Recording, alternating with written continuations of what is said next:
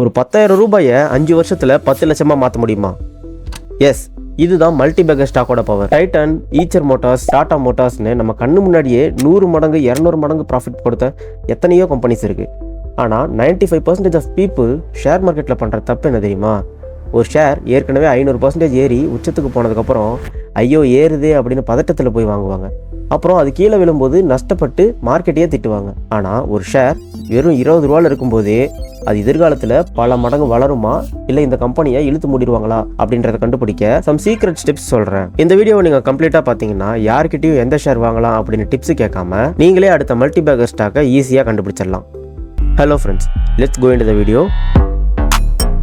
Welcome to கற்றல் பயன்பாடு. முதல்ல ஒரு சின்ன லாஜிக்கை யோசிச்சு பாருங்க. நம்ம ஊர்ல ரிலையன்ஸ் அண்ட் டிசிஎஸ் மாதிரியான 15 லட்சம் கோடி மதிப்புள்ள லார்ஜ் கம்பெனிஸ் இருக்கு. ஆல்ரெடி இது ஒரு நல்ல ஸ்டேஜ்ல தான் இருக்கு. ஸோ இந்த கம்பெனி இன்னும் 10 மடங்கு வளரணும்னா ரொம்பவே கஷ்டம் இல்லையா? ஆனால் இப்போதான் பிஸ்னஸ் ஆரம்பிச்சு ஒரு 200 கோடி இல்லைன்னா 500 கோடி மதிப்பில் இருக்கிற ஒரு ஸ்மால் கம்பெனி அவங்களோட பிஸ்னஸை 10 மடங்கு மல்டிபிள் பண்ணுறது ரொம்ப ரொம்ப ஈஸி. டைட்டன் கம்பெனி இன்னைக்கு வேணால் பெருசாக இருக்கலாம், ஆனால் ஆரம்பத்தில் அதுவும் ஒரு ஸ்மால் கேப் கம்பெனியாக இருந்தப்போ வாங்கினவங்களுக்கு தான் அது மல்டிபேக்கர் ஆயிருக்கும். ஸோ நம்ம தேட வேண்டியது ஸ்மால் கேப் கம்பெனிஸ் தான். ஆனால் மார்க்கெட்டில் இருக்கிற எல்லா ஸ்மால் ஸ்கேல் கம்பெனியும் பெருசாகிடாது. இதுக்கடுத்து நாம் இப்போ பார்க்க போகிற விஷயம் தான் செம்ம இன்ட்ரெஸ்டிங்காக இருக்க போகுது. ஸோ வீடியோவை ஸ்கிப் பண்ணாமல் ஃபுல்லாக பாருங்கள். கொஞ்சம் யோசிச்சு பாருங்கள். 15 வருஷத்துக்கு முன்னாடி ஒருத்தர் போய் பேஜர் பண்ணுற கம்பெனிலையோ இல்லைன்னா சிடி கேசட் தயாரிக்கிற கம்பெனிலையோ காசு போட்டிருந்தா என்ன ஆயிருக்கும்னு நினைக்கிறீங்க?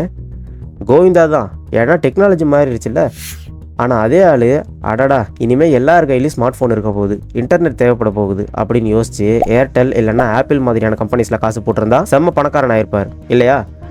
அப்போது நம்ம என்ன பார்க்கணுன்னா அடுத்த 5 to 10 வருஷத்தில் உலகம் எதை நோக்கி போக போகுது, எந்த கம்பெனி எதிர்காலத்தோட பெரிய பிரச்சனைக்கு தீர்வாக இருக்க போகுதோ அந்த பிஸ்னஸ் கண்டிப்பாக வெடிக்கும், ஷேர் விலையும் எகிரிடும். சரி, பிஸ்னஸ் ஐடியாலாம் சூப்பராக இருக்குதுப்பா, ஆனால் அந்த கம்பெனி ஒழுங்காக தான் நடக்குதா அப்படின்னு எப்படி தெரிஞ்சுக்கிறது அப்படின்னு கேட்டிங்கன்னா அதுக்கு நம்ம கம்பெனியோட 3 விஷயம் மட்டும் பார்க்கணும். ஒன்று, லோ டெப்ட். நம்ம ஊரில் கடன் வாங்கின குடும்பம் நிம்மதியாக இருக்க முடியாதுல்ல, அதே மாதிரி தான் கம்பெனிக்கும் கடன் கம்மியாக இருக்கிற அல்லது கடனே இல்லாத கம்பெனியாக பார்க்கணும். ரெண்டாவது, ROE. நம்ம கொடுக்குற பணத்தை வச்சு அந்த கம்பெனி எவ்வளவு எஃபெக்டிவாக ப்ராஃபிட் பண்ணுறாங்க அப்படின்றத பார்க்கணும். இது 15% மேலே இருந்தால் செம்ம. மூணாவது, சேல்ஸ் க்ரோத்.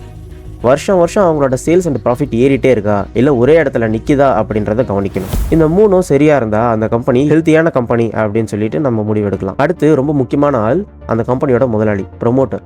முதலாளியே தன்னோட சொந்த ஷேர் எல்லாத்தையும் பேங்க்கில் அடமான வச்சு கடன் வாங்கியிருந்தாருன்னா நம்ம அந்த பக்கமே போகக்கூடாது. ப்ரொமோட்டர் தைரியமாக 50%க்கும் மேலே சொந்த ஷேரை வச்சிருக்கணும். அதே மாதிரி எவ்வளவு நல்ல பொருளாக இருந்தாலும் சரியான விலைக்கு வாங்கணும்னு சொல்லுவாங்க இல்லையா? ஷேர் மார்க்கெட்லேயும் அப்படித்தான்.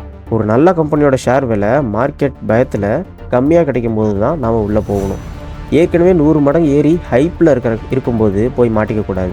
ஸோ சுருக்கமாக சொல்லணும்னா, ஃபஸ்ட்டு சின்ன கம்பெனியை பிடிங்க. ரெண்டாவது, ஃப்யூச்சரில் டிமாண்ட் இருக்கிற பிஸ்னஸாக பாருங்கள். மூணாவது, கடன் இல்லாத நல்ல லாபம் தர்ற கணக்கு வழக்க பாருங்கள். நாலாவது, நல்ல முதலாளியான்னு செக் பண்ணுங்கள். சரியான விலையில் கிடைக்கும் போது மட்டும் வாங்குங்க. இந்த 4 ஸ்டெப்ஸும் just little bit of fundamental analysis தான். பட் ஒரு நல்ல ஸ்மால் ஸ்கேல் கம்பெனியை சூஸ் பண்ணுறதுக்கு இது மட்டுமே போதாதுங்க. ரொம்பவே முக்கியமான ஒரு விஷயம் இருக்குது. அது என்னன்னு நான் நெக்ஸ்ட் வீடியோவில் சொல்கிறேன். அந்த வீடியோ கம்மிங் ஃப்ரைடே 6 PM உங்கள் மொபைலுக்கு நோட்டிஃபிகேஷனாக வர நம்ம கற்றல் பயன்பாடு சேனலை சப்ஸ்கிரைப் பண்ணிக்கோங்க. கடைசியாக ஒரு கசப்பான உண்மையை சொல்கிறேன். மல்டிபேக்கர் இன்வெஸ்ட்மெண்ட்ன்றது இன்னைக்கு காசு போட்டு நாளைக்கே எடுக்கிற ஒரு மேஜிக் கிடையாது. இது ஒரு பெரிய மரம் நடுற மாதிரி. விதையை போட்டு தண்ணி ஊற்றி 3 to 5 வருஷம் அமைதியாக வெயிட் பண்ணணும். இந்த விஷயம் உங்களுக்கு ஓகேனா மட்டும் நெக்ஸ்ட் வீடியோக்கு வெயிட் பண்ணுங்க. இந்த வீடியோ உங்களுக்கு பிடிச்சிருக்குன்னு நம்புறேன். ரொம்ப பிடிச்சிருந்தா ஒரு லைக் கொடுங்க. உங்கள் ஃப்ரெண்ட்ஸ் அண்ட் அக்வைண்டன்ஸ்க்கும் இந்த வீடியோவை ஷேர் பண்ணுங்க. கடைசியாக தேங்க்ஸ் ஃபார் வாட்சிங்.